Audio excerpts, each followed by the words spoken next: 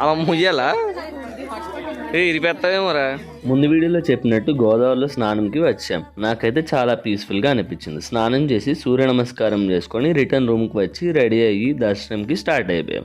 దర్శనం జస్ట్ 45 మినిట్స్లో కంప్లీట్ అయిపోయింది. మా అవుట్ఫిట్స్ ఎలా అనిపించాయో కమెంట్ చేయండి. టెంపుల్ లోపల చాలా పీస్ఫుల్గా ఉంది. అన్నదానం టికెట్ టెంపుల్ లోపల ఇస్తారు. అవి తీసుకొని బయటకు వచ్చి ప్రసాదాలు తీసుకొని తినేసి అన్నదానం దగ్గరికి వచ్చాం. ఎగ్జాక్ట్గా అన్నపూర్ణ రామలింగేశ్వర స్వామి టెంపుల్ ఆపోజిట్లో ఉంటుంది ఈ సత్రం.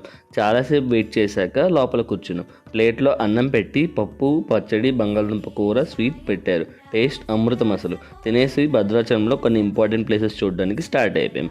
ఆటోలో per పర్సన్కి 200 ఛార్జ్ చేస్తారు. మనం ఫస్ట్ వచ్చిన ప్లేస్ ద్వాదశ జ్యోతిర్లింగ ఆలయం ఆర్ మినీ అరుణాచలం అని పిలుస్తారు. టెంపుల్ చాలా బాగుంది. ఇక్కడ మనం శివుడికి భస్మాభిషేకం చేయొచ్చు. ఈ టెంపుల్ గురించి క్లియర్గా నెక్స్ట్ వీడియోలో చెప్తా.